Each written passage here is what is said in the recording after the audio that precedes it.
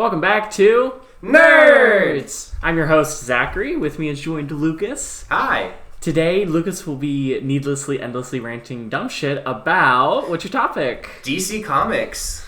Yes. And specifically, some good DC comic representation. Because we don't get a lot of that nowadays. Very excited about it. Before we get into that, obviously, we have to talk about how we're doing in our weekly obsessions. Of course. How are you?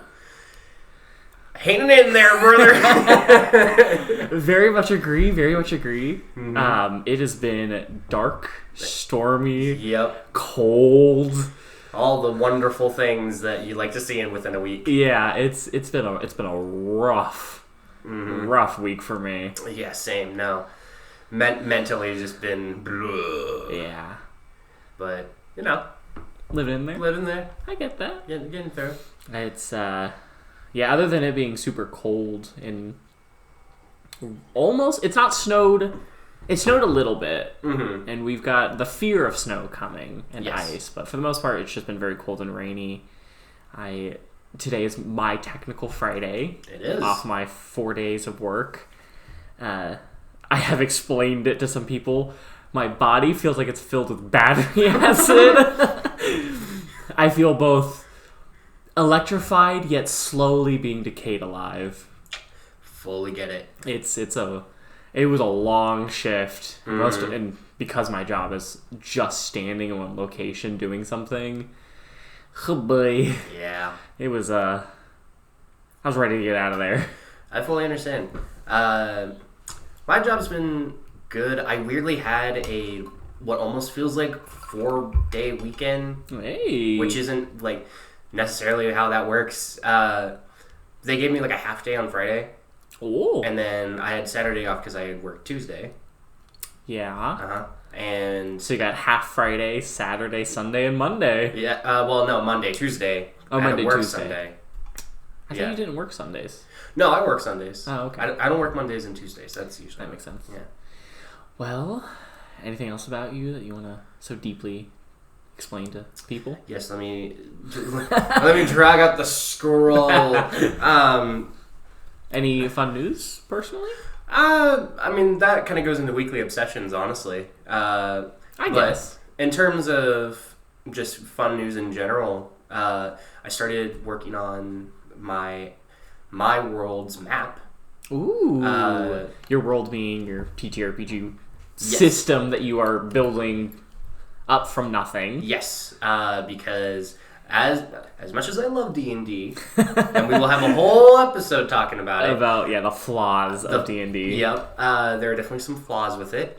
As well as some of the other ones, while they've been fun, they don't fit the specific niche that I really, really like. Yeah. So what I'm trying to do is make a sci-fi, fantasy, post-apocalyptic hard magic system.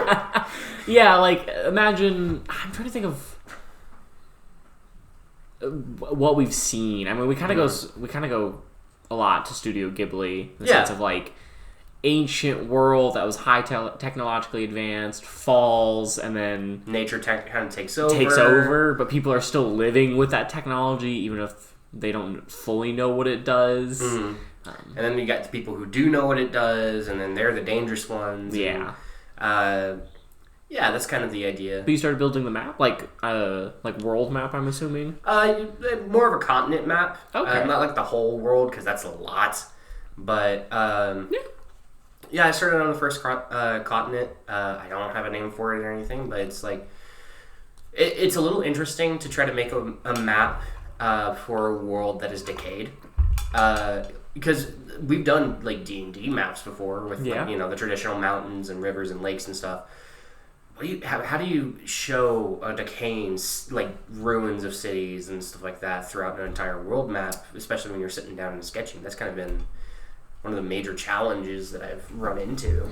Depends on how they were destroyed. I saw beautiful... I can't remember if it was a TikTok or Instagram that came up talking about a homebrew island, a set of isles that were essentially a wizard had cast meteor storm, and it came down as meteors and hit the world and destroyed that land.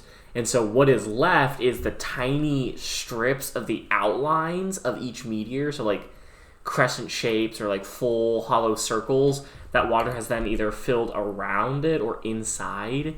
So you get a lot of these like spheres interlacing each other, or like hollow spheres interlacing with each other, and you get this like fun, cool strip of islands. So it depends on how they were destroyed. If it was just people left and died, but if it was chaos or war, then nature has a way of taking over anything.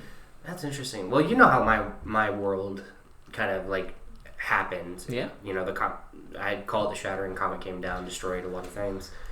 So things that were close to the shattering are going to go just flat. Oh yeah, completely just demolished. Yeah. And then depending on how many years, trees, plants, all of that is going to recover. So you get dense, lush forests from, in a horrible way, the nutrients that comes from that. So, you know, the core of the shattering being this beautiful, abundant forest.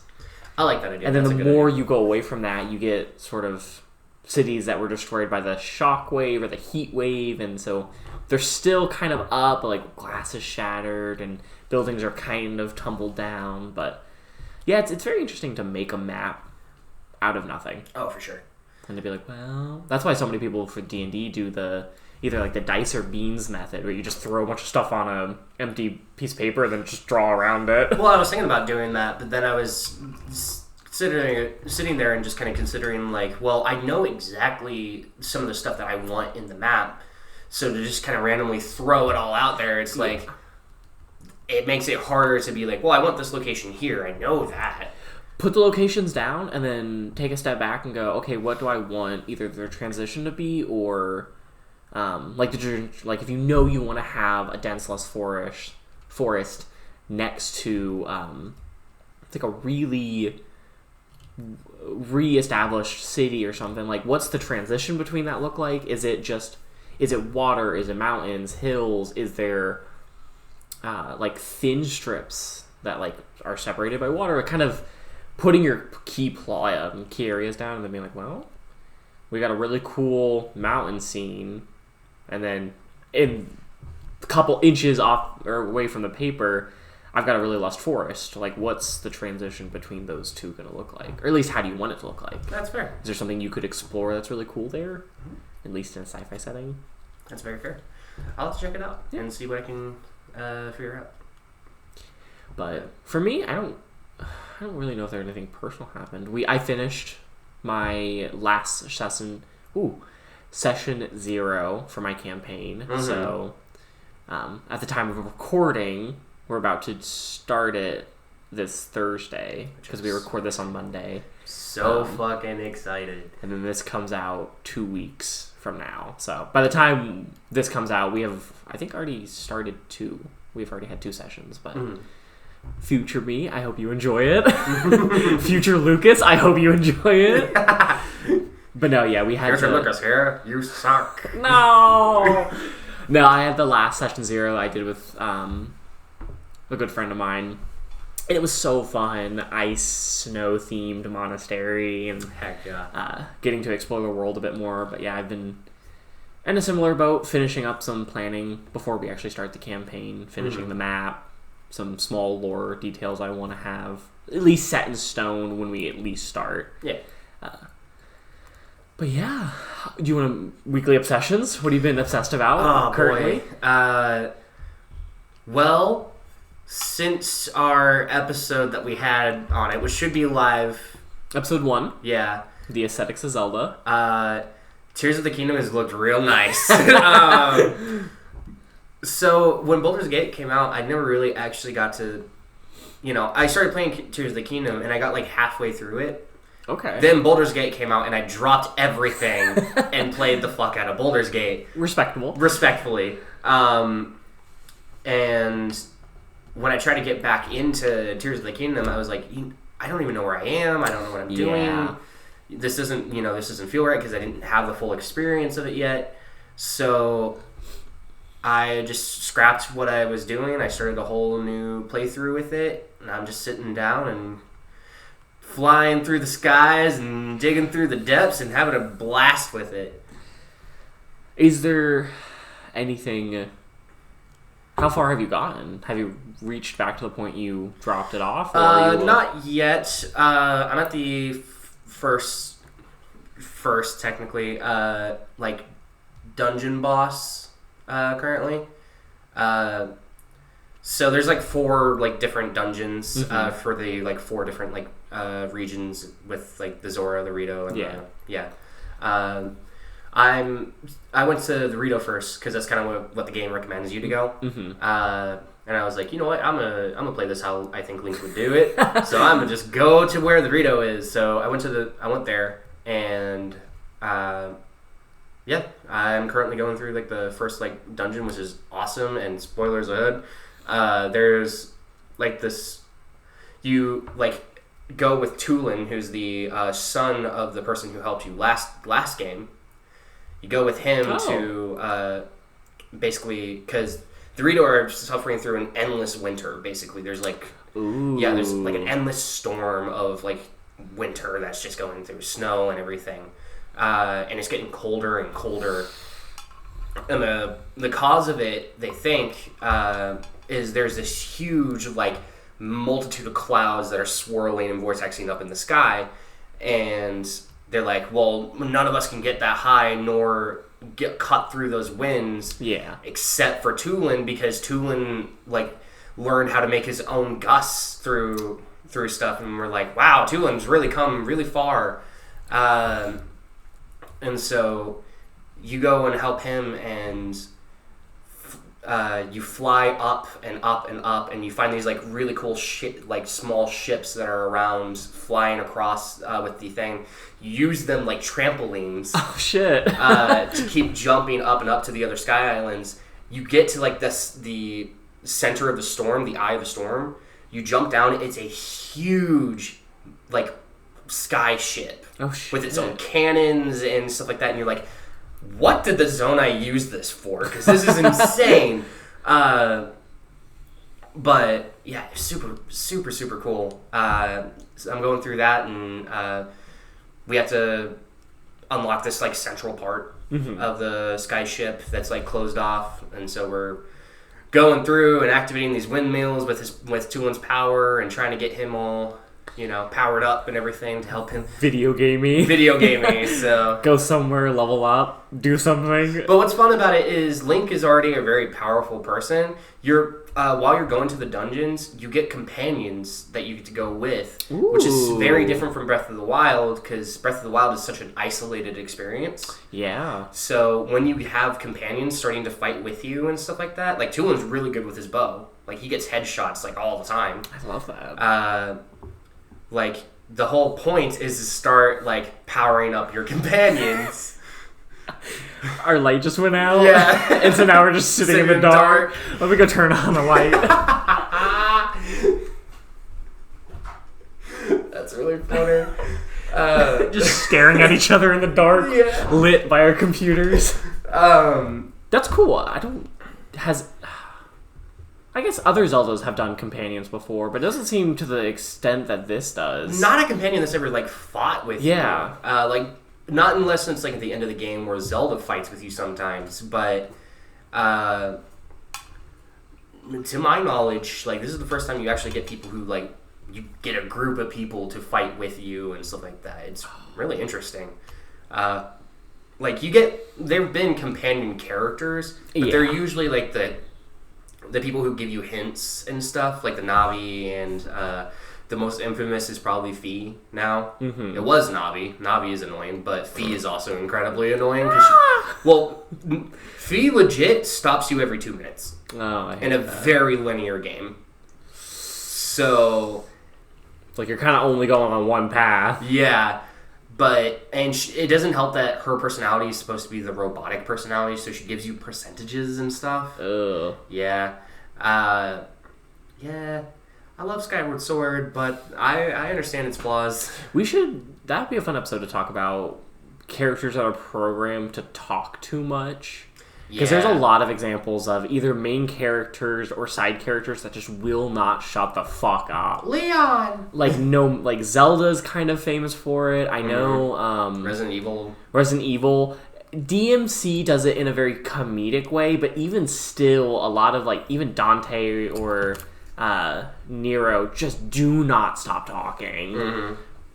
And it's like sometimes if it's done really well, it's really funny and it feels like you're not alone, but there's also times where you're like, why are you stopping every sense of me getting progress because I picked up a Deku seed? Or it's just obnoxious. Yeah. That'd be fun to talk about. That'd be because we see that in sort of all spectrums of like video games. In kind of the opposite too. I'd love it.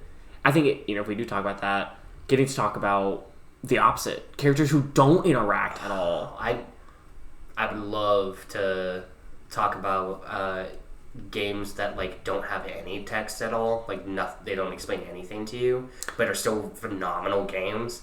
Like Hyper Light Drifter doesn't have any text within the game whatsoever. Yeah. The way it communicates is through pictures. We'll get into that. Yeah, that sounds like fun. Yeah. Anything else about? I almost said Skyward Sword. About Tears of the Kingdom. Not yet. So far, super fun. The fusion system is really cool, and I'm kind of thinking of having something similar to it in my like TPRPG thing, where you can like fuse, like. Well, I want more of a Liza P thing, actually, where it's more like... sounds more of what your system is built on. Yeah, where it's like you get a handle for a melee weapon, and then you got a blade that you can interchange and stuff like that. The thing I kind of want to take and just try out to see if people would like it and if it would fit is a durability system. That is something in a system, because your system is very realistic, or at least is attempting to be very realistic in how magic, technology, all this stuff would actually work. So durability system would be very fun. Well, I want it to be resource management in a sense, where it's because the whole world is broken, so there's not like people, in towns, there's probably people who have like jobs and stuff, but there's not people who are exploring and grabbing stuff. That's kind of the idea of you guys going out, adventurers going out.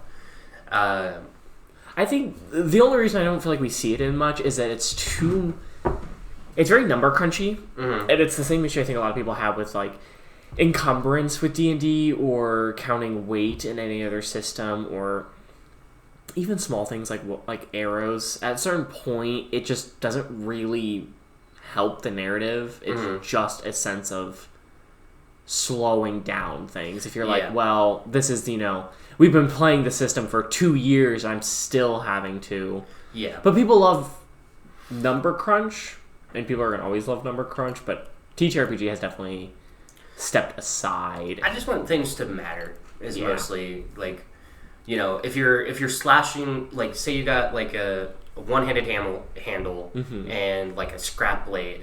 That scrap blade might do some significant damage. But it's not going to last. Yeah, that could be fun. And so maybe less of durability. It could be a fun, like, it can hit a certain number of times, or... I don't know, because then you got to think about, like, even if you miss, it depends on how you're flavoring the misses. For sure. Do they actually hit, but just deal no damage? Do they not hit? And it can lead to a lot of, like, customization between, like, weapons and characters and, like... I would love to have a spear handle, and then, like, later on I have to throw it away and grab this one-handed weapon that this other character was using because mine broke, so I have to use it, like... It's one of my biggest pet peeves with D&D is the fact that I feel like we don't switch weapons enough. Yeah. That people really just stick to one weapon, even though most classes gain numerous weapon proficiencies. It's like, no... For this entire campaign, I'm going to be sticking with a short sword. Yeah. Never will I ever touch anything else. And it's like, it's not bad, but that's the fun part about at least video games is like getting to really try out anything. Yeah. And a lot of my experience is video games. Yeah. As you know. So for me, it's like trying to find this mesh of video game logic and, TPRPG logic that still feels good. So it's going to be a lot of testing and seeing what works and what doesn't. But I would love to see in your system. Sorry that. Well, I guess it's really a rant. So we're not sorry. No, it's the needless rant. It is the needless rant. You will listen or not. Yeah. Skip ahead about 40 minutes. Yeah, 40 minutes. I've been rewatching Dragon Age Origins, and I forget sometimes old C RPGs or computer RPGs do something that I love, and I wish we saw a little bit more in Baldur's Gate, even though it's kind of D&D based, is when you level up, you get a certain number of points to put into attributes. Yes. Because Dragon Age Origins does that. You level up and you get 3 points to put into anything. And there's so much fun customization. And in your world, it's kind of how you've explained, where anyone can kind of be anything. So that could be a fun, like, yeah, I want to be strength, but maybe I'll put a few points into magic or into technology and, you know, get enough points where I can start to use the base form of, like, whatever I want to do. Well, here's the thing. There's no classes in my system. Yeah. I'm gonna have recommended builds whenever it's like fully created and everything. Yeah. I'm gonna have recommended builds that have like names and stuff. But ultimately, you can take your points and put them into any way you want and have your character be this like technomancy gunslinging, you know, ranger, or like this really big brutish person with a little bit of like sun magic and stuff like that. Like that's kind of the idea. Which is gonna be so fun, because then it's based more on like, hey, you don't have to be a cleric to do this. You don't have to be that. It's like, hey, you just need 16 like holy magic or like 16 technology to do this thing. And then it's like, well, I've built myself strength based. It's why Dark Souls works so well, is that the starting classes are really only there to get the stats in the right spot. Which is what the recommended builds are going to be. Very much think about it like the Dark Souls starting classes. Yeah. Like, I can play a pyromancy and then halfway through the game just be like, nah, I don't want to do pyromancy anymore. Yeah, and then you got the Wretched, which is basically just going to be, hey, here's a character sheet, put whatever points you want into it, kind of feel. That's going to be very fun. I'm very excited about that. Yeah, it's going to be a lot of work, but it's coming along. Yeah. I'm actually doing it, so. Congrats. Thank you. My weekly obsession. Yeah, we've been talking about mine a lot. Go ahead. Also video game related, because you said yours was Tears of the Kingdom. Also tied to my TTRPG that I'm playing, D&D. Dragon Realms is very dragon based, and so I hit a point where I was like, I just want to play Skyrim again. I was like, dragons, Dragonborn. So I started playing Skyrim again, and get a load of this. Anyone that knows me knows my love for magic. Yes. Any game, I'm a wizard, I'm a mage. Dragon Age Origins, or Inquisition, I was a wizard. A lot of the D&D games I play, I'm a wizard or some form of sorcerer. So my Skyrim build, we started with a orc, 2-weapon fighting warrior. So out of the realm of what it is. Usually do. Okay, Skyrim's magic system is in my eyes. I agree. It doesn't feel as fun as... It doesn't feel why I like playing Magic, which is the funness of it, the obscurity of sometimes how it looks. Well, it's not... Skyrim's magic isn't technical. You can't, like, do one spell after another that chains into another spell or anything Nor like that. is it built on a system that's, like, the more... Like, that requires intelligence. Yeah. Skyrim, I will say, though, it is a great example of...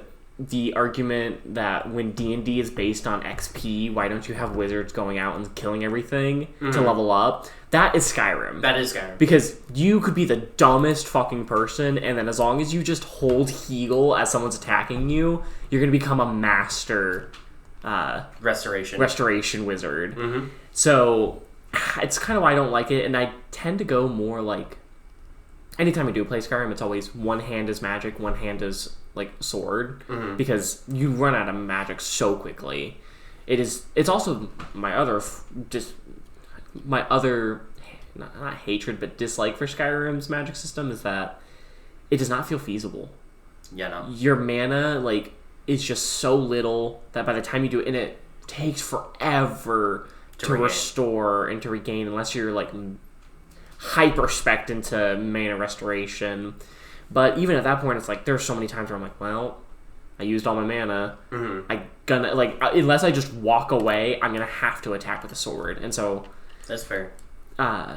Starting this campaign or starting this game, because I think it was Friday night, I was like, God, I just want to play Skyrim. It was a rough work day. I had closed. I got home at like 9, and I was like, I just want to play Skyrim. First of all, very clunky. Yeah, always has been. My last like 3 games were Dragon Age or Inquisition, which is, I'm not gonna say the best Dragon Age game, but it definitely is, looking wise, refined. Out of the rest of the Dragon Age games, yes. Yes. Yes. That's what I'm saying, looking wise. Play wise, I have a lot of issues with that game. But it handles smoothly. Yes. As someone who plays a mage, it is a semi-fluid way that you can just combo magic, and how it's more of an action RPG than it is like the other Dragon Ages, but they really nail the funness of playing a mage, which is, the crazy looking spells and how they're kind of combat changing at times, when you freeze the enemy, or you do this, or you put a lightning cage down. So that, from Stardew Valley, which is very top down but also a very smooth playing game, to then playing very clunky. playing Skyrim, which I booted up and I was like, oh, this is this what Skyrim is? Yeah. And going from someone who tends to play mages, which is very ranged, to up and close, I was like, I wish I could pull the camera back a little, because I am so close. You can play third person. And I forgot that Skyrim did that for the first couple minutes. And I almost never play third person, because as a wizard, you kind of have to aim. Yeah. But when you play Marshall, you sort of just swing. Yeah, it's easier to do third person. So I started doing more third person. But yeah, it's interesting. Almost in no system have I ever played anything Marshall. Because that's my shtick. That's your shtick. I just love magic. But yeah, I'm doing two-handed battle axe. I think I'm using an ancient sword right now, the Durgar ancient sword. But speccing into two-handed fighting, light armor. Heck yeah. And there's really not much. I think I might go into enchantment. But it's very different, because when you play mage, or at least my other fellow mages, anytime you play a mage, you tend to spec into, obviously all the magic, alchemy, enchantment, all the other extra necessities that for some reason tend to go with magic. When you play Marshall, it's like, I might go into that. Enchantment's kind of cool because it helps keep my enchantments up on my weapons, but I don't really feel the need to go into alchemy or into other things. And so I'm like, wow, is this what just getting to really focus on one thing is? I will say, one of my favorite builds I ever did in Skyrim was I did a full Nightingale build. Because I looked at the armor and kind of what it all gives. The gloves give you bonus to illusion. Ooh. So I did 100% on illusion, which made sneaking around so much easier.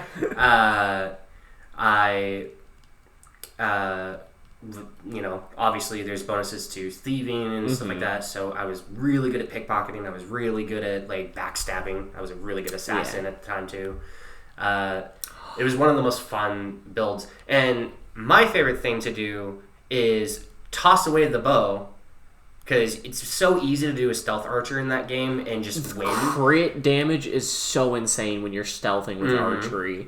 I like to do the very dangerous thing of trying to sneak up behind your enemy and stab him with a dagger. That's what's fun. Yeah. And sometimes that works out, and sometimes, oh god, I gotta run. Yeah, and I guess I don't know. I never did play Dragon Age Origins or Dragon Age 2. Well, that's not. I played Origins a little bit, but it was on 360, and there's a lot of UI issues. You gotta play that on PC. And some modded where you can fix UI and all that stuff. But Dragon Age Origins did something that I never thought was in the games, and that I wish Inquisition did, which was when you have an enemy, if you think of their little like icon circle on the on the ground, 1/4 of that is marked black, showing the back of the character. Yep. So when you play rogues, you get the backstabs, you get the sneak attack, and because my last playthrough of Dragon Age Inquisition was a dual dagger rogue, and that was my biggest issue. Is like, they turn around too quickly. It never seems like when you're actually doing Dragon Age Inquisition combat that any of that matters, because they turn around so quickly. You don't even know what actual back is because people are moving and turning, and it's a whole thing. But it's I love rogues because they're fun, and they do, in a sense, always put a self-challenge. Oh, yeah. Because, you could just play a rogue that's stabby and, like, good at stealthing, but anytime someone plays rogue, they're like, I'm going to put this, I'm going to be invisible, I'm going to try to get up to this one person and, like, backstab them. Mm-hmm. There's always some level of, like, just self-imposed challenge just for fun. Oh, yeah. I really loved putting poison in people's pockets in Skyrim and just like letting them kind of like deteriorate down before I go up and backstab them, so I can guarantee the kill. That's what I'm. Oh my god! With Skyrim now, getting to play Marshall, in all of my Skyrim playthroughs, I've never really gotten to experience poison, like coating weapons or like anything that coats weapons in some sort of effect. I almost never did. Mm-hmm. Okay, because you had magic. Because I had magic, so it's been much more enjoyable to be like, oh shit, I have like it's the one frostbite or something, the one you get from the spiders. Yeah. Which is so like every full like 30 minutes I feel like you fight one. Oh yeah, for sure. And I fucking just sell that shit. It's like getting now to be like, oh, I get to use it. And it does a little extra damage. It does a little extra damage, and it's been very fun. And I'm going to play it tonight more because once again, when you do only kind of one build, which is mage it's always, okay, get to Rivenhold? What's the place? Riften? No, Winterhold. Yeah, get to Winterhold. Like, do your, like, quick 40 minutes of the intro, and then it's like, Winterhold, and that's it. Mm-hmm. And so now I'm like, well, what can I do? Or, like, what are some martial... Like, obviously the companions are the quickest. Yeah. But it's like, I kind of want to look up some other martial, because I'm not doing stealth, so I'm not really going to go, like, Dark Brotherhood or anything. Mm-hmm. But there's another one that some NPC was like, you fought well, join this companion group. And I'm like, who are you? But I probably will do the companions, because they're great, and then look up more martial-based guilds. For sure. If you have the DLCs, fully go into Dawnguard. That's a super fun one. I am playing this on my 2011 Xbox 360 edition. Fair enough. So I have nothing. The classic Skyrim. Yeah, because I'm not going to spend another $20 on buying it for my PC. Very fair. Because I already own it. And when playing a game that old, I kind of just love embracing it and just going, well, fuck it, we'll just play it on the 360. I can't play Skyrim any other way than modded anymore. It's mostly the slice of life, the UI, a lot of the stuff that they add to that game is just... It makes it so much smoother. Yeah. If I had time to, like, sit down, A, buy it, B, learn how to mod it, which is easy at this point. Incredibly easy. But still having to learn how to do it, and then having time to actually play mod it, I would. Right now, I'm kind of just like, well, I'll probably get 20 hours into it and then be like, all right, that's my fix. That's fair. I felt good enough to just, like, I can put it down. That's very fair. But, yeah, I've just really enjoyed Skyrim. All right. And now we talk about something much worse.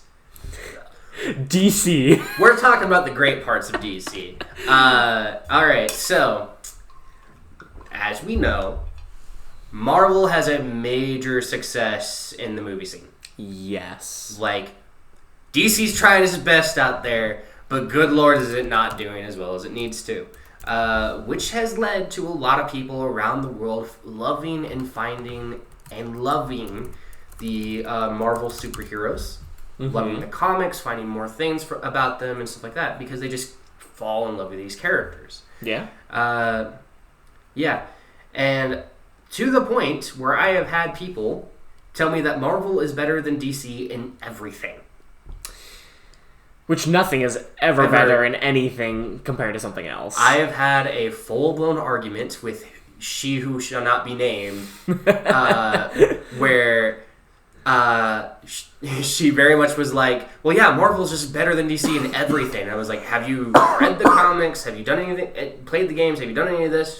She's like, no, why would I? No. I'm like, are you kidding me? So it's, yeah. So today, we are going to talk about other DC media that has done extremely well. I'm not going to say that DC is not still popular. DC is still incredibly popular. But just Marvel has taken a lot of the scene that I want to represent. You know? The Marvel cinematic universe and the movies that come with it, first of all, they make one, it feels like every year. They're coming out with a new Marvel movie. It's starting to dip. As recently, the last couple years, they've not been so good. Well, they're because the formula is getting stale. That's what it is. And they're running into some weird, like, okay, we don't really care about this superhero. Like, not gonna lie, Captain Marvel's stuff, I didn't like. No. Like, it wasn't very interesting. Ant-Man, fucking boring. Well, here's the thing. They keep killing off the villains, and so there's no reoccurring threats for the heroes to stick around. So the heroes have nothing to do. So the world just feels empty. There's a whole detailed diatribe about it. Fully recommend. Go check it out. But fully, there's nothing to do. Well, it's the issue that you get into first of, which I guess we should first really talk about before we talk about anything, is comics versus movies. Yes. Comics are notorious for killing NPCs, villains, heroes, and then the next edition, everything is back to normal. Well, yeah, because all editions are weirdly... Unless you're going through a full, like, comic series, where it's the continue issue after issue, all editions are written by different people, different artists, and stuff like that. And you obviously can't do that with a movie. No. So I get Marvel's sort of struggle of like, well, the movie kind of has to end. And if it doesn't end with an obvious cliffhanger of the villain still alive, you do kind of have to defeat the villain. Which means then you run into the issue of, well, what do we do next time? We can't just say everything's back to normal, the villain's here again. Well, that's fine. But there still needs to be stuff for the heroes to do. Like, for instance, you can kill, like, Ultron. Ultron's fine to kill. Yeah. However, what is the reason for Captain America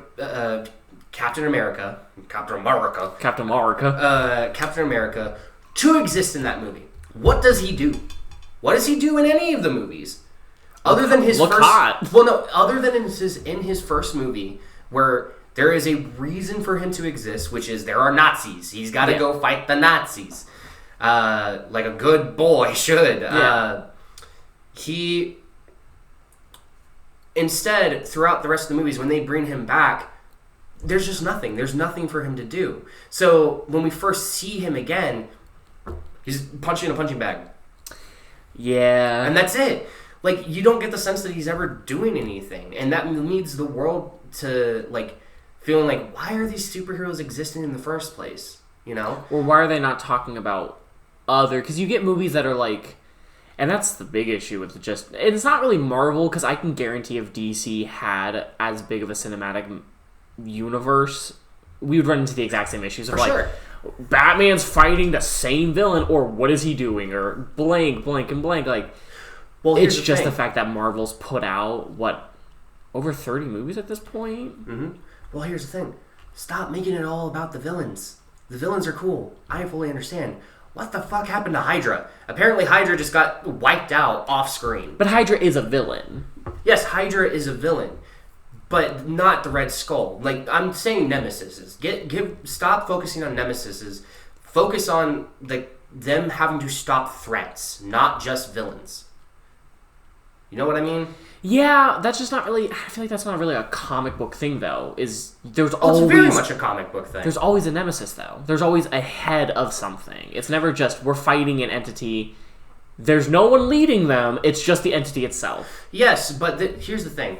So take Spider-Man, for example, right? Spider-Man is known as Neighborhood Spider-Man. You know, the Friendly Neighborhood Spider-Man. Yeah. He's swinging around. He's not only, like, fighting the villains whenever they pop up, he's also helping his community. He's stopping robbers. He's doing stuff like that. We don't see these villains ever do that. We see in Spider-Man's own movie him trying to do that, and there's nothing for him to do. He keeps messing it up until a villain shows up. That's the part that's a problem. Because if you don't have anything for the heroes to do, the only thing they're going to do is arise when the villains pop up. And there's only so many times you can have villains pop up, especially when you keep killing them off every movie. Yeah. Then there's just nothing for the heroes to do, and there's no reason to have heroes in the first place. Yeah. I mean, in case in point, though, villains always come back. That's the whole... I mean, in any of them... In the comics, everyone comes back. I've not seen that happen in the movies yet. Well, because you can't do that. If Marvel came out with a new movie that said, hey, Ultron's back, Thanos never died, that's not... You can't really do that.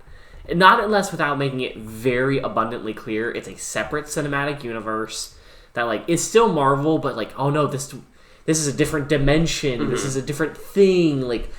But they've already kind of played around with, you know, multi-universal dimension kind of shit and being like, well, this is the only dimension where we win, we succeed. And I will say, a lot of... a lot of superheroes, regardless of DC or Marvel, don't do much outside of a lot of things. Spider-Man is the only... No, it's very... That statement, I will say, is very untrue. There's a full comic called Superman's Day Off, where he has to take a day off to hold up the sky for the Titan Atlas. Yeah. And then everyone else in the Justice League and everything else have to start picking up the slack for Superman having a day off. Which is a lot of things. Everyone is freaking busy. Yeah. Because this one guy had a day off. The thing is, while yes, there's a whole bunch of villains in the comics, and there's gonna be probably a fuck ton of villains for the movies to always have to deal with. Yeah. My problem is the worlds itself feel empty because the superheroes are not doing anything, at least in the cinematic universe. In the comics, they do have stuff that they're doing. They're actually helping people all the time. You see it all the time. We don't see that in the movies. It's just two separate forms of media. It is. You can't, a comic that takes a couple $1,000, couple $100 to produce that is $1 or $2 to buy. If it fails or flops or isn't really good because, I made a story about Deadpool just kind of fucking off and doing nothing, so be it. When I spend $14 billion to make something, there has to be a story. It can't just be, we're just going to be an hour and 30 minutes of Iron Man kind of just going to some other country to do something. A lot of things you're saying, a lot of people are going to get real mad about. Hey, that's fair. There is a difference between a comic which is easier to make, cheaper to buy, and if it doesn't do successful, there's not that many repercussions. Because like you said, every comic is someone else making it, someone else producing it, writing it, doing the art for it.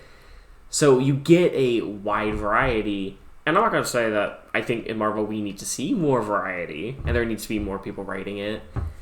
But it's hard to compare a comic to a movie when it comes to production level, where you have to pay millions of dollars to actors and to other people. It's not just, hey, I have this script idea. Okay, get the small team of artists to draw it, and then it's a dozen or so pages, and then we release it for $1 or $2 at the comic book store. $1 or $2. Those things go for like hundreds of dollars nowadays.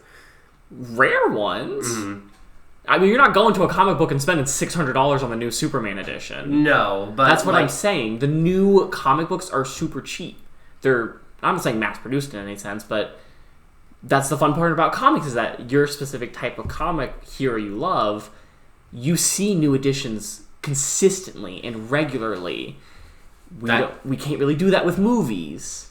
That is fair, but I do think the comics themselves, I have seen movies where they do they do have worlds that feel like they have stuff going on in the background. They could easily do that in the Marvel movies. That's the only thing I'm saying. Yeah. It's a whole different media, a whole different scheme, and I'm not going to fight that the comics and the movies are the same, and they should be the same. No. I'm more saying they should have the worlds themselves. The entire Marvel Cinematic Universe should feel like there's stuff to do for these heroes. There's just not. Yeah. There's not, and that's not a problem with the cinematics. That's not the problem with the media. That's a problem of the writers and them not putting stuff for the heroes to do. Yeah. That's different. I guess. That's what I was arguing. Yeah, it's just that has so many foundations to argue on, or to say that statement then has 16 different things that you have to talk about before you can make that. But to go on to the actual topic that we're here about, I'm here to talk about some of the good media that DC has that I think people should go check out. Yeah. Because not a lot, I know people who only see the movies, who only see, which is an issue in itself. Which is an issue in itself. If you ever want to consume media, never just do one form of media. No. But that's the thing. Yeah. That's what they do. And so with the DC movies not really doing well, except for recently. They've been doing some cool stuff recently. What's the most recent DC movie? I believe it's the newest Batman movie, and they do him with Robert Pattinson. Yeah. Yeah. I love him. I've not seen it, but I really want to. I feel like we've gone back to the... It's why I do like the Batman's movies a lot, is Batman movies always feel like conceptual, visual movies. Yes. The story is always kind of similar, mm-hmm. where they're fighting a similar villain, but cinematically and like visually, every Batman looks gorgeous and has that aesthetics and the vibes and the dark energy. He's one of the most famous like superhero characters ever for a reason. Yeah. And I think Robert Pattinson did a very good job of capturing that aesthetic of for sure how Batman is supposed to look. Robert Pattinson himself gets a bad rap because he was Edward in the Twilight movies. Yeah. And that's all people ever see him as nowadays. He's a wonderful actor. And I'm glad he's finally getting recognition. Less recognition, because I feel like he's putting more work. Because there was a time where I feel like he wasn't in a lot of movies, or at least good movies. Mm-hmm. And I feel like now recently, he's in The Boy and the Heron, mm-hmm. Batman, name a couple other movies. Yeah. But at least recently I feel like, oh shit, he's doing things. I see his name pop up a lot more. And good things too. Yeah, he's doing really well. Alright, well, for the first non-movie topic mm-hmm. that I have, and this is one you probably could talk about with me, is the Teen Titans OG cartoon mm-hmm. that was back in the early 2000s. Loved it. Grew up on it. Same here. Specifically not Go. Teen Titans Go can go fuck itself. No, Teen Titans Go is its own thing, and I understand it has a lot of its own fans and stuff. I just don't like any media that tends to fight its audience. Yeah, Teen Titans Go is made for children. Mm-hmm. And that's totally fair. Accepting that it's made for children is fine. And there are some people who definitely need to back the fuck off on the show. Yeah. But it's not the show's... when the show itself is saying, hey, back the fuck off, like Velma does that a lot and stuff like that, you're not doing yourself a service. You're just making people more pissed. Yeah. Anyway... the Teen Titans, the OG, is an American cartoon that was released to Cartoon Network on July 9th, 2003. The Teen Titans is a mix of American cartoon animation and anime-style animation. Yeah. To the point where it has its own English and Japanese intro. Oh, shit. Yeah. And it's really cool. Both of them are still stellar, and they're both sang by the same band, just... different languages. Oh my god. The Teen Titan the Teen Titan intro is permanently burned into my brain. Oh yeah. The beat, once again, the color and the visuals. It's so striking. Well, the visuals itself was such that comic book style, The intro itself, so especially like the coloring, the panels, and stuff like that for everything. It was beautiful. Oh my god, I loved it. Yeah, but while having its corny moments, Teen Titans has some of the most amazing character-driven plots and awesome action scenes. Oh yeah. Yeah, it's just an awesome series throughout. Sadly, got cut short. Sadly got cut short. I believe it has 4 seasons. And they were planning to have another one that was going to focus on Starfire, which was going to be really fun.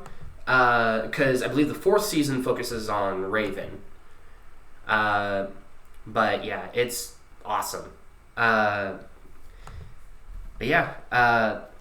Personally, the Teen Titans were reported to have a 6th season, but never went past 6th season. That's what it is. That. Wish it still was going on, because that would have been really cool. Yeah. I don't know. I mean, the voice actors are still going strong, obviously, because they're in Teen Titans Go, so there could always be a chance. Never say never. Never say never. But yeah, personally, one of the best episodes that represents these moments to me is season 3, episode 5, Haunted.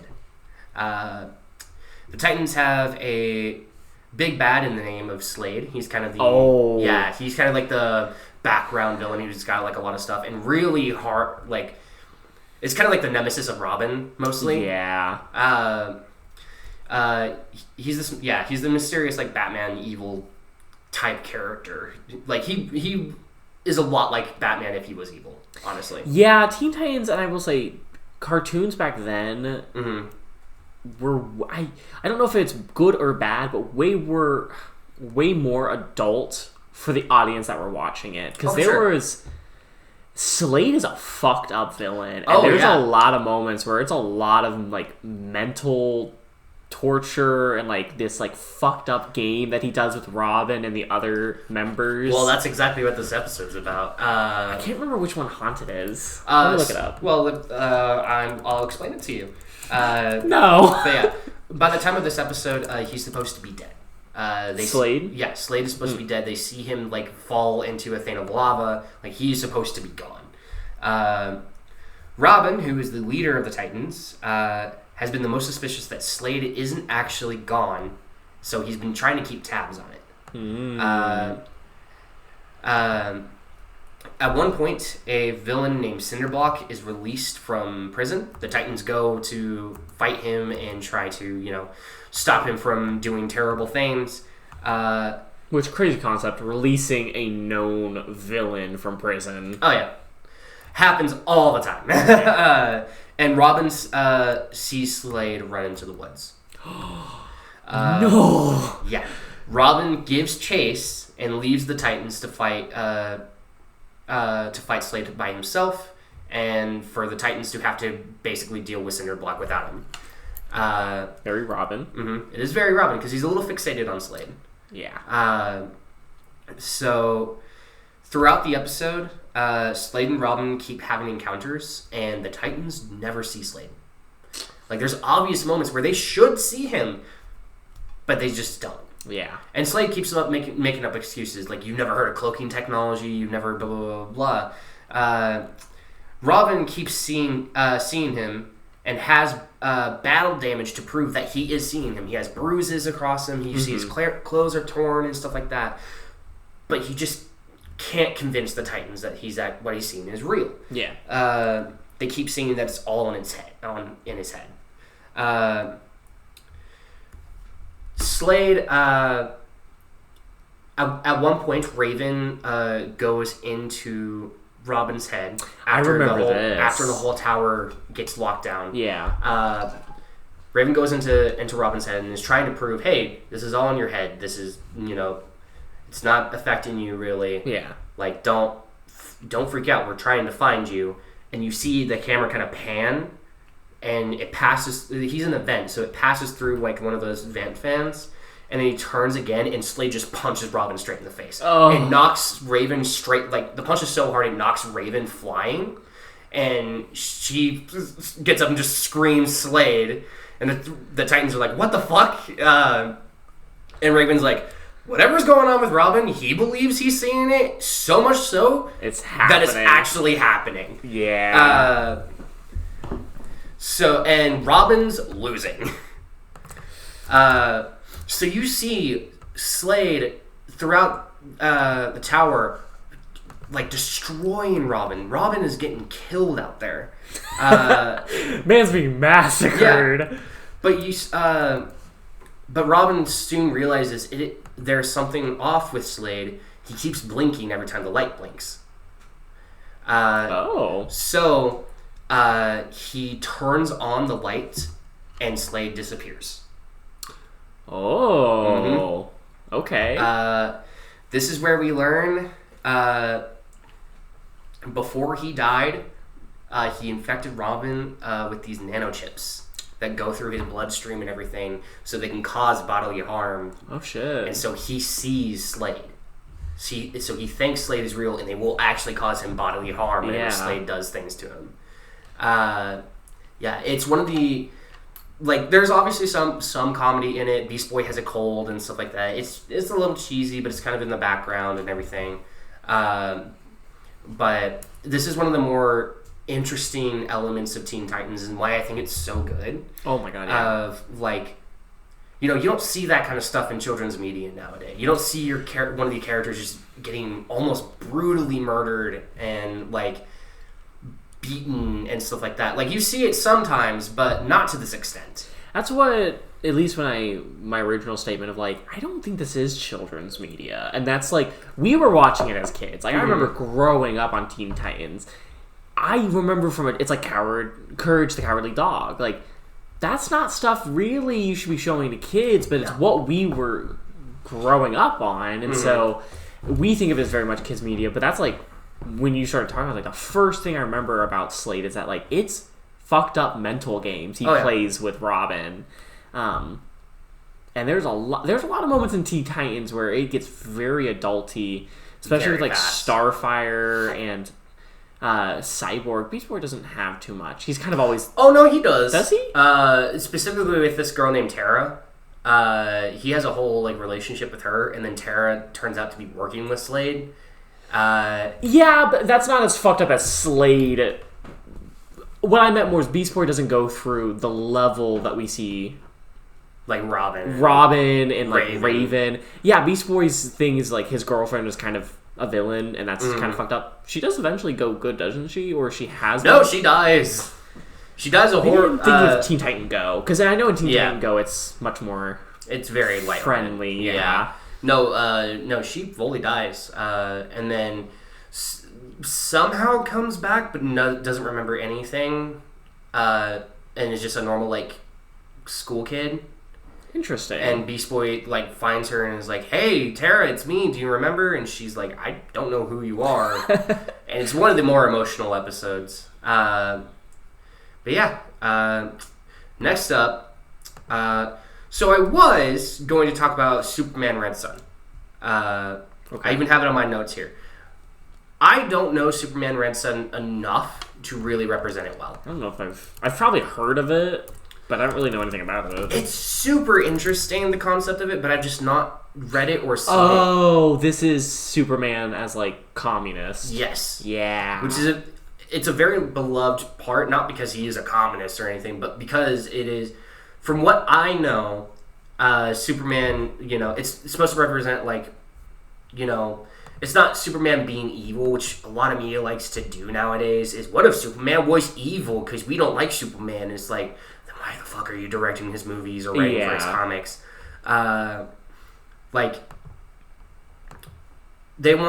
This is more, Superman is still a very good person, his ideals are just changed. It's the whole thing of, like, what happens if Superman didn't land in America. Exactly. What if he landed in Soviet Russia. Yeah, Russia. He's still Clark Kent. He's still Superman. Yeah. He's just Soviet Clark Kent. Soviet Clark Kent. But I don't know it enough to really represent it well. I have some notes, but it's not... But it is out there. It is out there. So that's something that... Please go check it out. I think it's really cool. I want to check it out at some point. But instead, I think I'm going to talk about something that I do have pretty good experience with, and I don't really need notes to talk about it pretty well. The Batman Arkham games. Yes, I was hoping Yes. that you were going to talk about this. If not, I was going to talk about them. So, for people who are looking for some cool-ass DC games, I'm sure a lot of people have heard about the Batman Arkham games. They're very, very beloved, but if you haven't, please go check them out. You, of course, are playing as Batman. The one and the only. The one and the only. Specifically, you got Arkham Asylum, which is the game I know the most. It is probably one of my favorite games back on the PlayStation 3. I'm not going to say it's like up there as like a top 9 or anything. It's a good game, though. It's a pretty good game. I played Arkham also. But, yeah, Arkham Asylum, you play as Batman as you're just turning in the Joker. The Joker... throughout it, is kind of cackling to himself and being his normal kind of crazy Joker self. As Batman is turning him in and people get him all inside, Harvey Dent, I think, Harvey Dent is the detective that Batman works with, right? Sure, we're on, I mean, any one of us could look it up, but we're on with it. I guess I'll look it up. It's Harley. It's not Harley, no.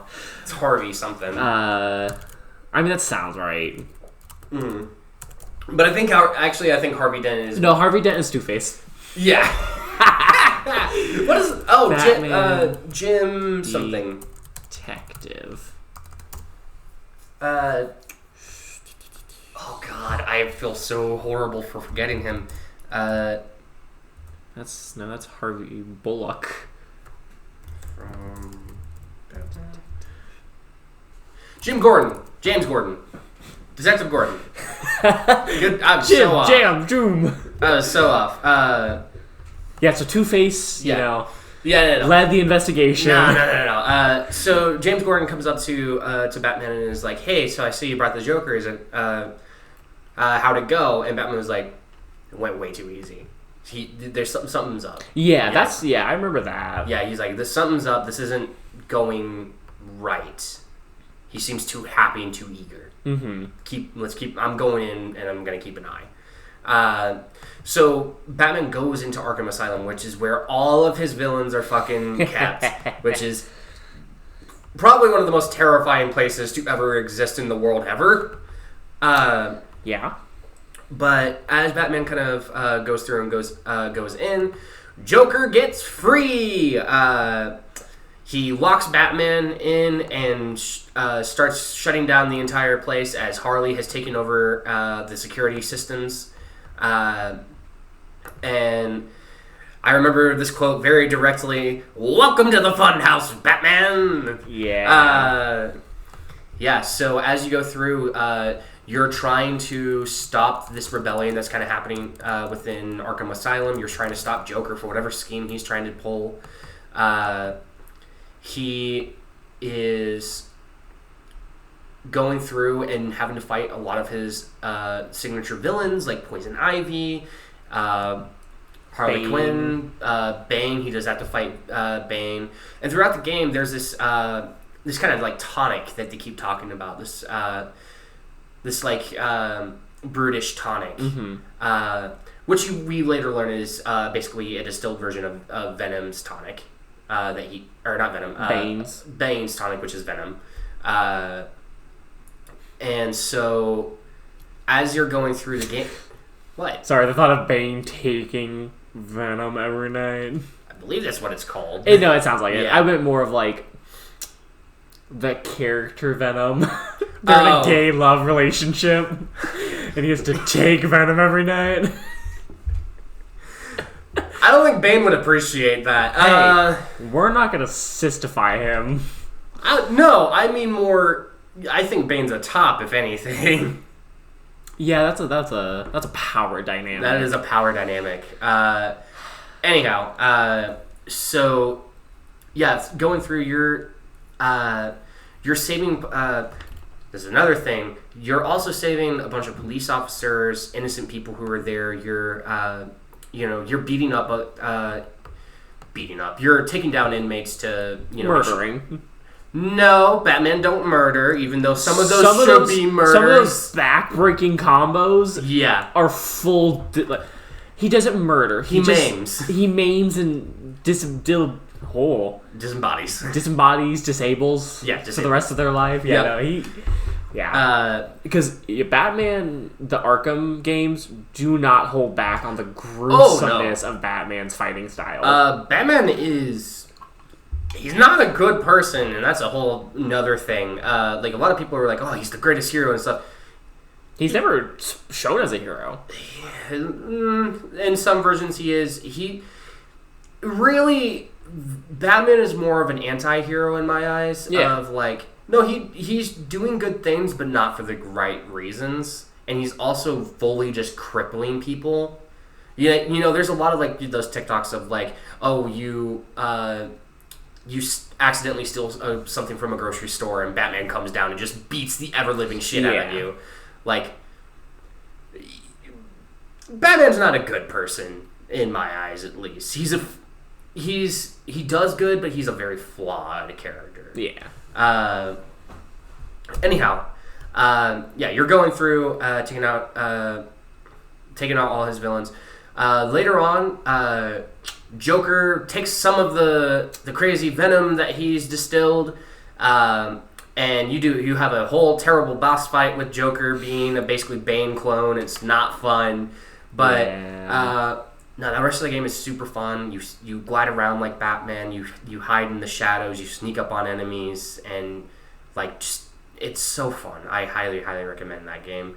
And I highly recommend the other Arkham games. I haven't played them personally, but they are super, super cool from what I know. Arkham City looks really fun. A little more open world, a little more... So I've played Asylum, I've fully watched City, and I think I've watched a little bit of Origins, which Origins is the not good one. It's not bad. It's out of the four main games, it's the one that didn't do the best. Because Asylum, you spend the entire game essentially trapped within Arkham Asylum. And then City, they open it up. They turn Arkham Asylum into a whole city district. They lock down the city. Because there's so many bad people in Gotham. And I really love it because it's something that the games, who even makes Arkham? Rocksteady Studio? Looks like they do it with a couple other studios, but... the level of detail and hidden environment and all that stuff throughout the City game. Asylum does it too. I mean, you can find these like grimoires of like the person who made Arkham Asylum. And like learn more of the history of the place. Like City just opens up so much more. You can also find these really cool tapes that give like backstory to the characters and the stuff. Riddler trophies where you have to like either solve a riddle or do certain things, do certain puzzles and stuff. The Batman Arkham games are fantastic. Both for story, because I genuinely think it's a very good story. I like it when Batman has to take on more than just one villain. Because it always feels like, well, it's Batman. Like we've seen him take on Joker by himself, or Harvey Dent. Like, we've seen him take on one person. Harvey Dent is when I was Two-Face. Oh, Harvey Dent, yep. Harley Quinn, but speaking of which, Lady Gaga's, I think, playing the new Harley Quinn. Is she? I think so, or it's someone else. But I'm very excited about, because we love lesbian Harley dating Poison Ivy. Oh, I'm so down for that. I think that's such a more healthy relationship for her. Also, Harley becoming more of a good guy throughout, I think, makes total sense for her character. Because get her away from the person of terrible influence, and she's honestly not a bad person. She's just a little cuckoo. I don't know if she's playing the new one or something, or she came out. I don't remember what it was, but I remember seeing it, and people were like, yes, we're bringing back like the lesbianism of Harley Quinn. Hell yeah. But, because it's much more healthy. But I know there's an actual like Harley Quinn show. Where it's focused on Harley Quinn and Poison Ivy. Yeah, it's beautiful. And the games, definitely play the game. Start with Asylum. Start with Asylum, go with City, then Night, and then if you want, you can... I really say even Night. Like, Night's a great game. Really, Asylum and City are kind of the only two you really need to play. Night wraps it up pretty nicely, though. Yeah, Night's the one where you find the one dude, right? What's his name? It's not Raw. Is it Raw? I don't think so. Maybe that's Origins. I know Night is where Batman gets found out to be Bruce Wayne, and so he has to blow up Wayne Manor and act like he's fully dead. And that's how they wrap up Arkham Knight. Wait. Where am I on? I thought... Arkham Knight? Yeah. Yeah. Sorry, I was reading it and it was saying Arkham City. Are you thinking Ra's al Ghul? That's who I'm thinking of. Yeah. Is that Origins? No, that's not Origins. I don't think so. No, Ra's al Ghul is in Night, I think. Which fucking game is he in? I have no idea. I'm not gonna lie. Alright, but I'm gonna move on to the next topic. I'm gonna be looking this up. You absolutely can. So for the next topic, I've got another video game / comic. It started as a comic first and then ended up having a video game form. N.E.R.D.S, Gods Among Us. Ooh. So released in January 2013 and continued until about September 2016 in comic book form. Then later released as a full fighting game on April 3rd, 2013, and a sequel, Injustice 2, on January 27th, 2017. Injustice is a comic book series about Superman losing his wife, Lois Kent at that time, and unborn child to the Joker, as a nuke goes off in Metropolis. Really just fuck everything up. So the Joker gives Superman this kryptonite infused scarecrow gas, which makes him see Lois as Doomsday, this very world-ending, powerful yes. Villain that's only really Superman can fight. So Superman freaks the fuck out and starts brutally beating up Lois without his knowing. Is that the one where he flies up to the atmosphere with her? Yep. And then he finally breaks the illusion kind of and sees her. The scarecrow gas goes away and sees her, and all she says, "It's okay." Oh. Yeah, Joker really went hard in this series. And as he's coming down, and nuke goes off in Metropolis, and everything just goes to shit. Superman, in a kind of justified rage, kills the Joker. Yes, which... oh my god, I don't want to talk about that right now, but that should have happened day one. I know that's Batman's whole shtick. Batman's not the only living person in the world. I have that kind of in the discussion here. So, in a rage, and has decided that all villains must be killed, and that the Justice League must be the one to make the decision of life and death between all types of crimes and villainy. Okay. Not necessarily all villains, but he's definitely more tyrannical in how he's handling it. Batman, who is witness to all of this, disagrees with Superman and tries to convince the League that this is the wrong course of action. Mm-hmm. The League splits, with some agreeing with Batman and some agreeing with Superman. This leads to many rivalries and to the world asking the major question: should villains be killed before they cause more harm or have a chance to be redeemed? And you obviously have your... Well, there are certain... That's the hard part, is Batman does a very good job of showing two sides of villains. Yes. Where it's Joker, who has notably in almost anything he's in committed mass murder. Mm-hmm. Or really fucked up shit. And then you get some other ones that, I don't know enough about Batman, but there's a lot of lesser villains that don't really seem to be doing a whole lot of terrible evil, maybe just robberies or crimes. Well, Joker is definitely the one that has become the most, because Joker's trying to get Batman to kill. Yeah. That's the major thing that he is always trying to play with Batman, is how far can I get this man to go before he just kills me? Which is the fun part of the argument of everything Joker does is Batman's fault. everything Joker does is for Batman. Yeah, which is the whole thing of, like, if the entire reason Joker does what Joker does is for the sake of Batman trying to kill him, Batman is then responsible for everything that Joker does because he refuses to do so. And there's a lot of media that portrays Joker almost borderline, like, in love with Batman. The games do it. Yeah. Like, borderline just fully in love with him. And they don't shy away from Batman almost having this, like, complex of, I also kind of need the Joker. The Lego Batman movie does that really well, which was what happens when Joker gives up and says, actually, I don't need you anymore. Batman goes through this whole, like, depression of, like, oh, he has no one, who is he? And then eventually they, like, reconnect and, like, they're arch nemesis again. But no, it's one of those... Strangely, Batman is such a character who is known for being not a good person, yet holds some very questionable morals with iron will.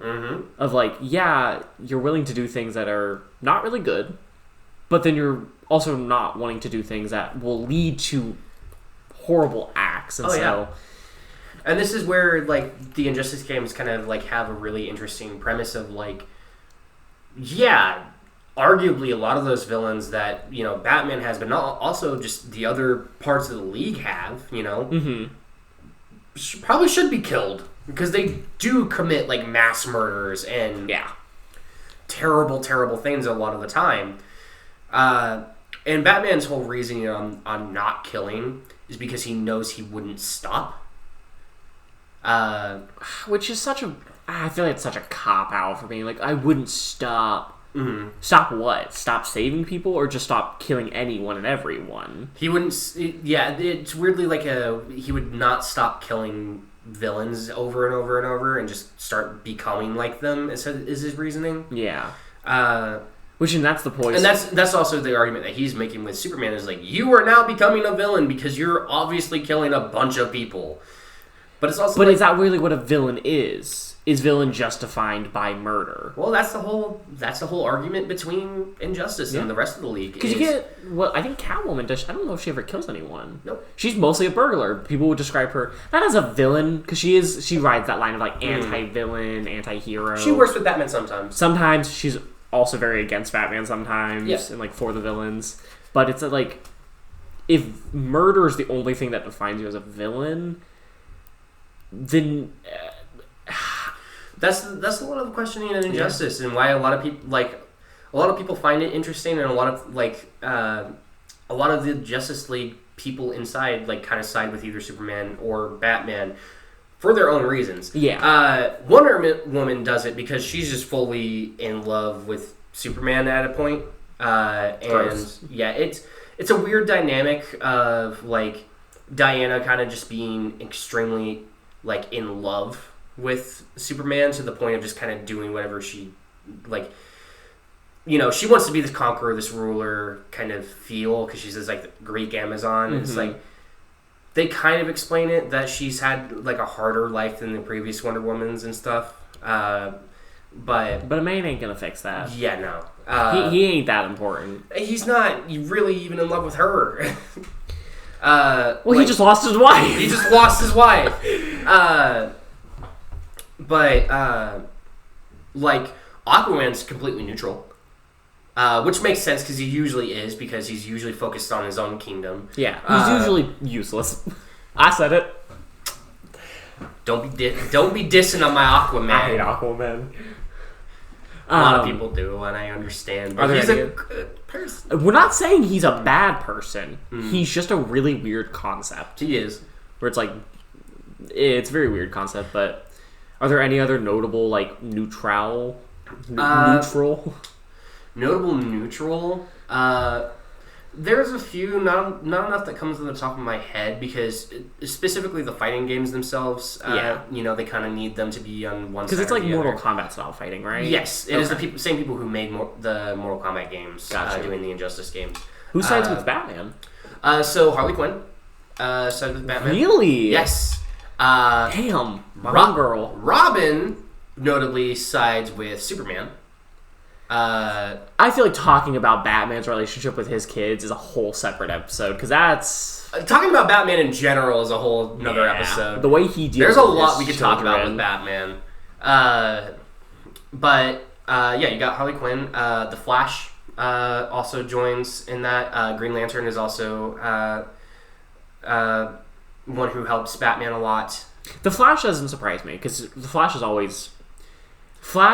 usually follows Batman, sort of like, don't kill anyone. Yeah.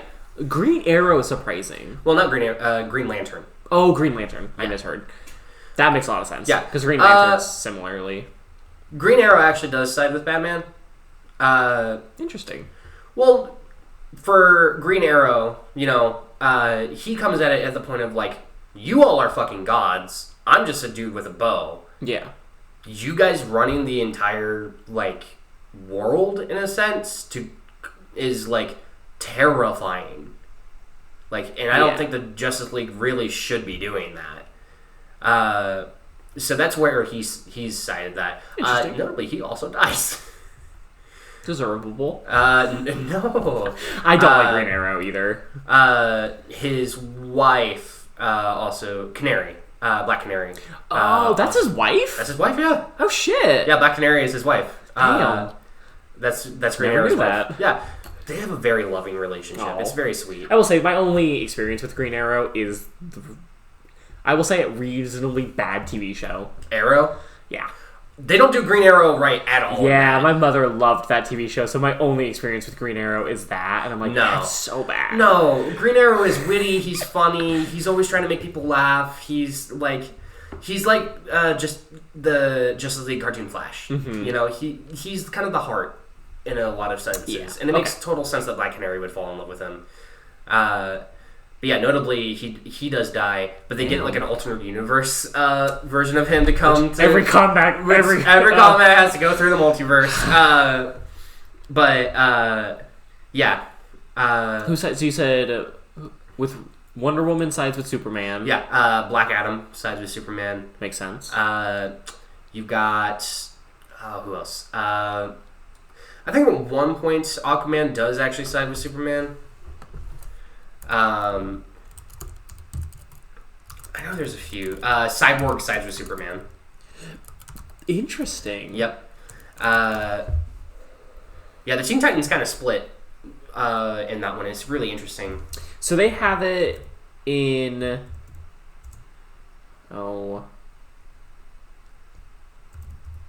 On this is just the first thing that popped up. They have Batman, Robin, Supergirl, Flash, Green Lantern, Green Arrow. Yep. Then you get Superman, Wonder Woman, Black Adam, Aquaman, Catwoman, and Nightwing. Which I love Nightwing. Mm-hmm. He's so hot. Nightwing gets killed by Robin. Yeah. I don't like it. That's a whole thing, and it's why Robin kind of, who is Damian Wayne. Yeah. It's why Robin kind of goes with Superman super hard, is like, I just killed my brother, oh god. But yeah. He gets Wonder Woman, Cyborg, and even Robin. He also gets, in the comics, he gets Sinestro, which is shit. actively a villain that he sides with, which is fascinating. Solomon Grundy, Black Adam, Bane even joins. Yeah, Superman doesn't get himself the most, like, nice people to help with him. It's really interesting. But Superman himself, being Superman, can handle a lot of, like, Batman's people. It's really when Superwoman comes in, Kara. Yeah. Which, in Justice 2, Kara, like, works with Superman at first, because... she doesn't know any better. Yeah. Like, ultimately, how at least the games portray it, and how the comic kind of portrays it, what Superman is doing is pretty wrong. Like, it's kind of how they portray it, is like, he's going at it the wrong way, and Batman is kind of right. Yeah, because I think, from what I remember, it's not that it's either or. What his intentions were is the debatable one.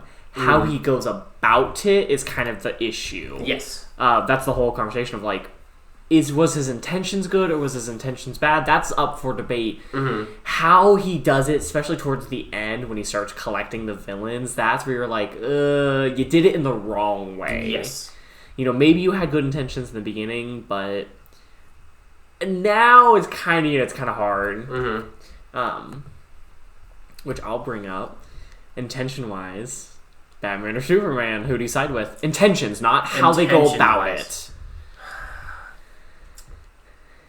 I think, ultimately, I side with Batman only because I do not think the Justice League has the authority to determine life and death. Then I respond with who does. That's the hard thing. I don't know who it should. Because that's the issue I have a lot of with Joker. Not as Joker as a character, but Joker tied to Batman is...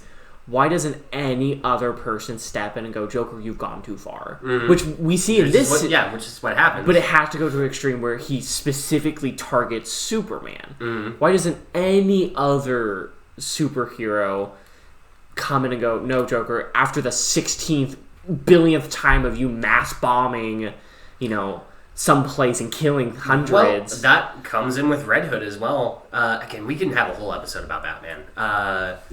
Because that comes in with Red Hood, where Robin gets fucking killed by the Joker and gets revived by,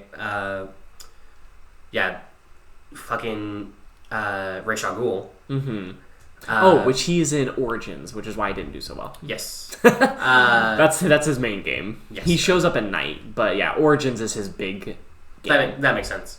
I knew he was in Night. I didn't know if he was like a major. He's apparently in all of them. Not in like you get I to see him. I remember seeing Ra's al Ghul.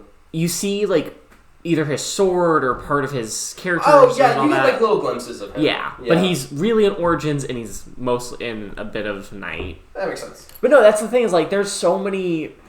It's kind of what I love about Marvel a little bit in the sense of when hit with a villain, it's not just one person versus it. There are times where, especially now we're getting into like weird multiverse shit, where you get superheroes crossing over and it goes like, maybe it's just because we don't see enough of DC, which I think we do. It really is a lot of Superman and Batman. Yeah, that's kind of the two. Oh my god, I'd love a new movie of Catwoman. I would too. Because the old ones aren't terrible. I know a lot of people hate them. I don't. I like the old version, the movies of Catwoman. I want like a full game, like a thief-based game based on Catwoman. I think that would be a lot of fun. I agree with you in a lot of points about that. Is that usually it has the one guy versus the one villain kind of thing. There are some comics that do that differently, but a lot of the like movies and stuff like that is usually like that, which is why for the next and probably last topic that I have here. Oh wait, I sided with Superman. Oh, do you? Yeah. Okay. It's because it goes back to the same thing of how many murders is justified to take one life. How are we really going to say this person's life is more valuable than all the people? If I just Google Joker's kill count, Jesus is in the millions. Like the first thing I popped up, which is just literally Google, is 10,000 people. Yeah. So here's the thing. When I'm saying I'm siding with Batman, it's more of like, it's the ideal that I don't think, because they are superpowered beings, they are these like godlike beings, which is different from how Marvel is sometimes. They don't really have a whole lot of like godlike beings. There's very few, and if it is, it's sort of just like Doctor Strange, Wanda. Yeah. DC, almost all their superheroes are godlike beings with like incredible power. So the absolute terrifying part for me is I'm more of the Green Arrow in this, of like, I'm just a dude, and the idea that like these godlike beings that can just crush my head in an instant have any authority over my you stole like something like over in this. But that's not what Superman's arguing. He's not arguing that anytime someone breaks the law, they are met with death. It is villains, and that's where we go back to the originals of what do you define a villain as? That's true. He's not saying, "Oh, you stole a pack of gum to feed a child. I'm going to laser beam you to death." These like the first notable is Joker. Well, in the comics, in the Injustice comics, he goes after a few. But that's more later into the sense of the way he goes about it, not his intentions. That is true. I don't think he came to the Justice League and was like, all right, anytime you get a parking violation, Wonder Woman's going to come here and just break your legs. Mm-hmm. Well, that's the ultimate debate is like, you know, if you give a mouse a cookie kind of thing. Yeah. Where how much are they going to push and push and push? Yeah. You know? So would it stop at the villains, or would it just turn into a whole global takeover? Which in Injustice 2, if you go through the arcade mode where Superman wins, Superman basically, so the big villain of Injustice 2 is Brainiac, who like collects worlds and stuff. Superman collects the like worlds around him and stuff like that. Like he continues to push and push and push to become this like ultimate protector. I can keep watch over everyone. Yeah. Like it's the like the reason I would tend to agree with Superman if I didn't believe that he is going to push too far. Yeah. You know?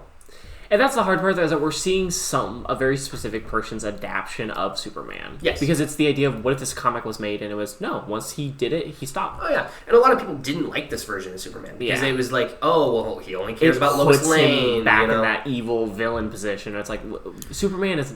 Superman, at his core, is a good person. Yeah. I love Superman. He's probably one of my favorite like heroes of all time. Just because he is a person who has so much power and is supposed to be the bar that is good. Yeah. And people really love pushing that to the side of evil. Mm-hmm. Well, they love, like... Because not a lot of people understand that a simple character is as simple as a sword is simple. Yeah. You know? You can easily use it, but there's a lot of complexities that go into it. Yeah. But they only see... oh, well, you just stabbed a person with it, and that's all it does. It's like, no, you have to worry about the wear and tear of it. You have to worry about what is actually built in it. And so a lot of people are like, well, I could do that, and I make a wooden sword, and I could stab just as well with it. Can't you see? It's like, you're not getting the point. Superman is more complex. Like, yes, you can't hurt him necessarily, because there's only the fucking green rock that can really hurt him. But you can hurt everyone else around him. You can put more stakes around him where he's having to, you know... there was, like, a part where, okay, so there's a thing where the Justice League is like, okay, so Doomsday is back, and there's also an active volcano that's happening over in this island. You go handle Doomsday, we'll handle the active volcano. Like, Superman needs help. Yeah. Like, he's not... because he can't do everything at once. And people are like, oh, he's this godlike being and blah, blah, blah. He's like this primordial entity that no one can top. And yeah, but no, if you have enough things, Superman has to make choices. And he's also smart, and people forget about that. He's a very smart reporter. Yeah. Anyway, I have a whole rant about that, which might cover later. I looked it up online. Movie and animated Joker... not talking at all about the comics, which is what I feel like a majority of his deaths come from, is said to tally up to around 1,000 people. Yep. Just for movies and animated, and then all of the comics. So yeah, Joker is a... Joker kills a lot of people. He kills a lot, and he continues to because Batman enables it. Yep. Again, we'll have a whole... I really feel like we should have a whole episode about Batman. I haven't read enough about his comics enough to, I feel like, justify a whole conversation. Well, necessarily. I mean, we spent a majority of this conversation talking about Batman. I feel like we have enough there to talk about. All right, what's your last one? All right, so our last one is a pretty good, what I think is a pretty good representation of something that you brought up earlier, the heroes having to continuously fight their own villains. This is a representation that shows no, they're actually a team and they work together against their own villains and others. The Justice League cartoon that ran from November. See you editing in real time. I wasn't editing. I was just copying to look it up. That ran from November 17th, 2001 to May 24th, 2004. This is the cartoon I grew up with and remember the most fondly. I remember this one. I grew up with Teen Titans, of course, but this is the cartoon that really introduced me to superheroes, and I was super down for it. So, premise is a kind of Monster of the Week style Justice League cartoon where the members go through many different scenarios that add to an overall narrative of the Justice League learning how to be people in a league as a league full of gods. There's multiple times where they're like having to work together, but also learn how to be a team, but also they kind of go into their own personal lives and try to help each other out there and stuff like that. Like, there's a whole moment where within the league, there's this like nature hero that Flash is kind of having the hots for, and so what's the girl's name with the wings? Hawk Lady. Hawk Lady. Hawk Woman. Hawk Woman, something like that. Where she helps him out to Hawk Girl. Literally, we were close. Hawk Girl. Where Hawk Girl helps him out and kind of helps him like get the nerve to ask her out, and that's like a part of the episode and a little bit of a B plot. It's really fun. I, of course, am going to highlight. There are many great episodes I could highlight from this series, but I really want to highlight this one episode that is in season 1. It is the final of season 1, called Epilogue. There's another kind of Batman-centric one, but this is probably the best version of Batman. Like, this cartoon has probably the best version of Batman I've ever seen. Where he's not just a terrible, he's not just a vigilante beating up people and, making questionable choices. He's actually a pretty decent, good person. Yeah. And this episode really highlights that, and also really highlights the humanity that Justice League really shows. Batman is sent into the mind of a young, superpowered girl named Ace. Okay. The reason he does is that he's supposed to use this device to turn off Ace's power and kill her in the process. He specifically volunteered because that's a hard thing to do. Because this little girl isn't going around like trying to just kill people. She's losing control of her powers because she's actively dying. What is her powers? Do you know? It's like this illusion-based like telekinesis. And it's kind of fucking up the. It starts in Central Park, I think, and it starts like fucking up a lot of things on the outside. Her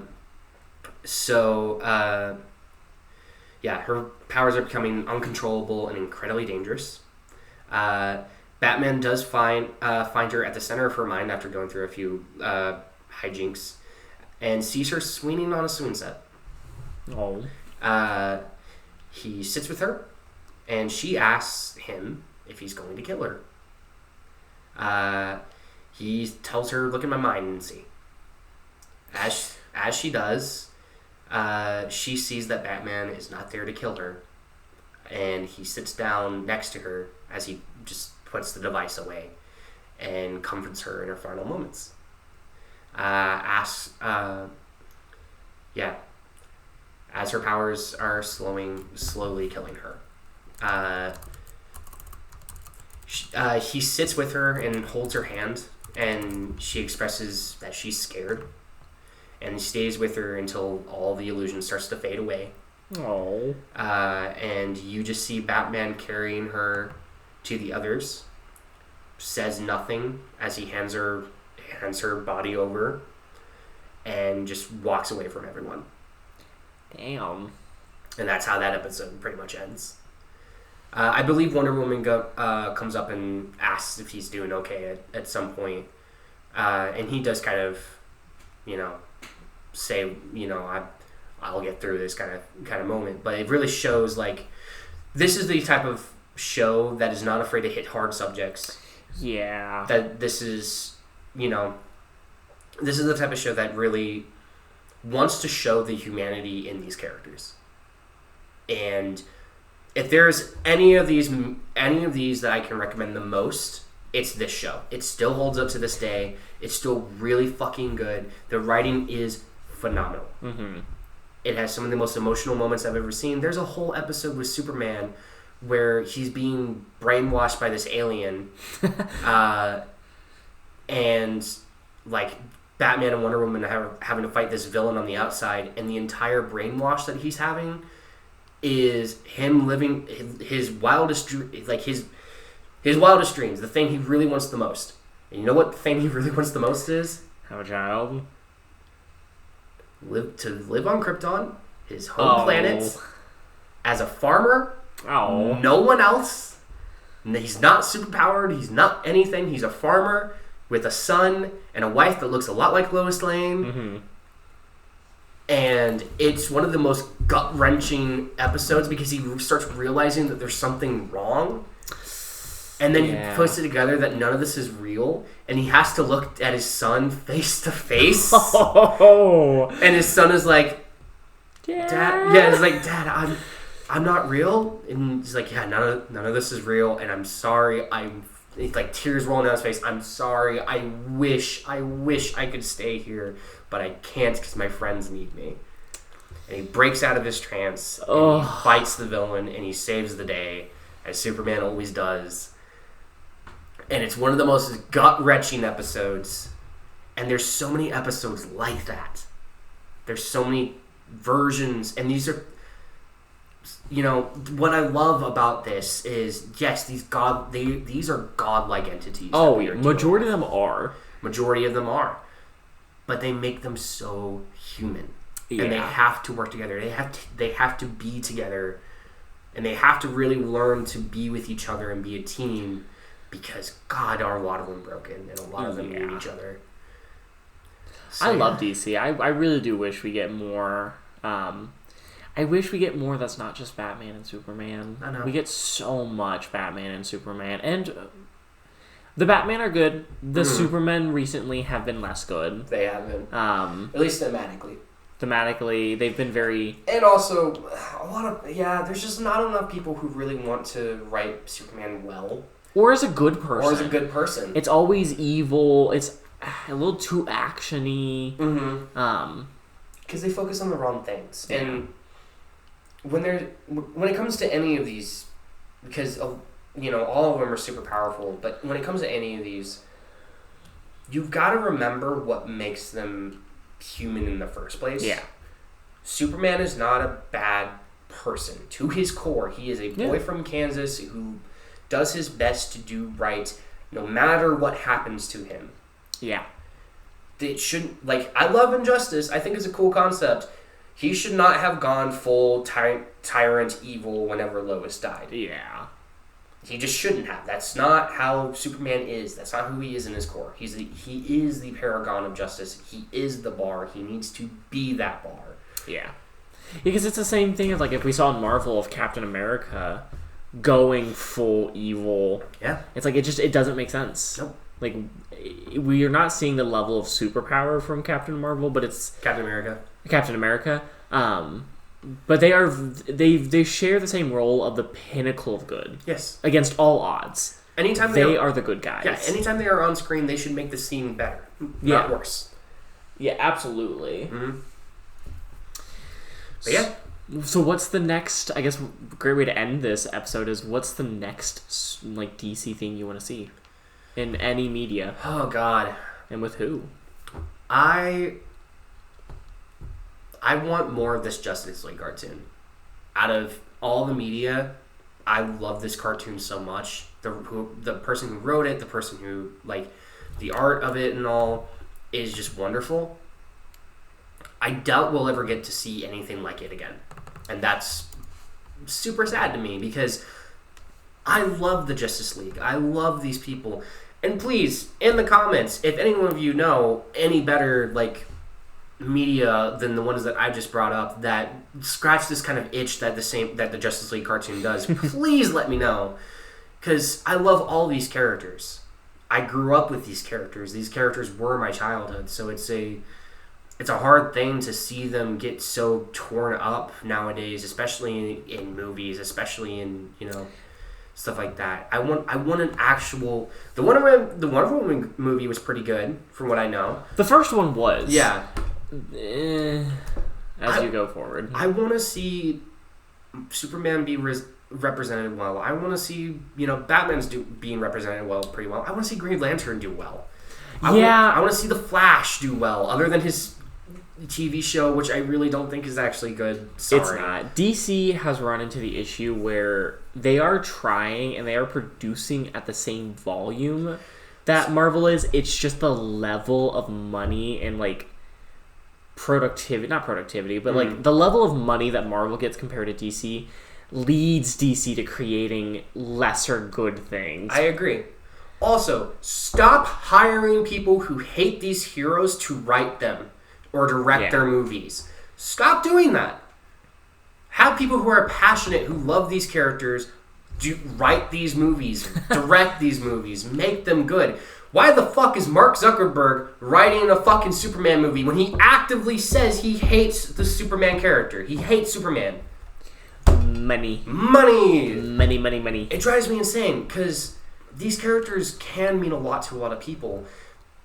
And the fact that it's mostly the movies because that's where a lot of people see it. Yeah. The fact that they don't get good representation in those movies is why I wanted this episode in the first place. I wanted to really show, no, there's great DC parts. There's great moments. Unfortunately, it is always just, it's either TV shows or it's video games because movies just suck. Yeah. It's either TV shows, video games, go. I mean, even the comics. Yeah, but go read the comics. I don't think we really have to say the comics are good. They're the comics for the reason. And I'm not saying that Marvel isn't doing good. I love Marvel too. If I'm going to bat for anyone, I'm going to bat for DC. Yeah. I think it's the same thing with both. It's just the movies are kind of bad. Yeah. Or at least are going in a direction that just isn't faithful to what they are. Yeah.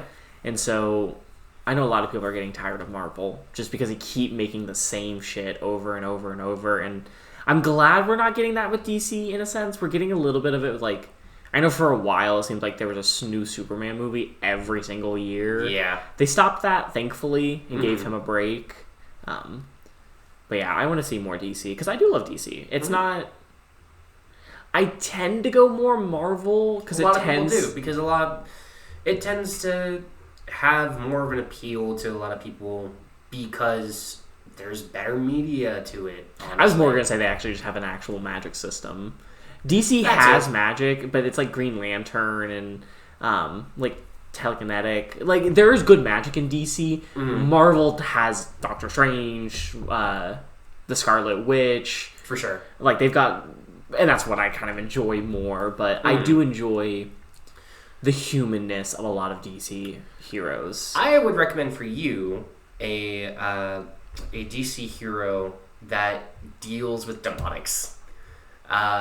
God, what is his name? Constantine? Yeah, Constantine. I would recommend Constantine.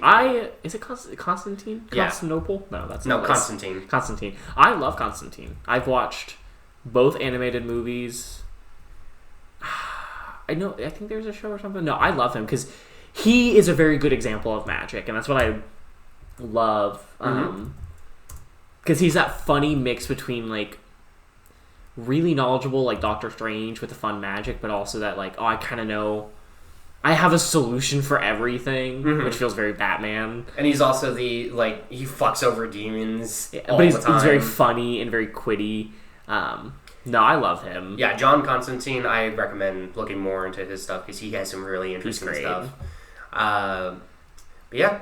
That's it for me. That's it for me. I think, if anything, the note I leave is please check out more DC media that isn't the movies or TV shows. Read comics. Play the games. Look up the animation stuff. Their animation stuff is always good. Don't let it be the live action stuff. The live action stuff is not doing good, and I know Marvel is has been doing good on that, but just I want more DC representation out there because, and it starts with people reading comics, and it does start with people reading comics because then they get to see the original version and go, I want to do something like that. Exactly, and they get to make it inspirational for you. Yeah. So yeah, go out there, create, do things, exist, live. We only have this one life. Well, until next week. Until next week. Bye bye. Bye bye.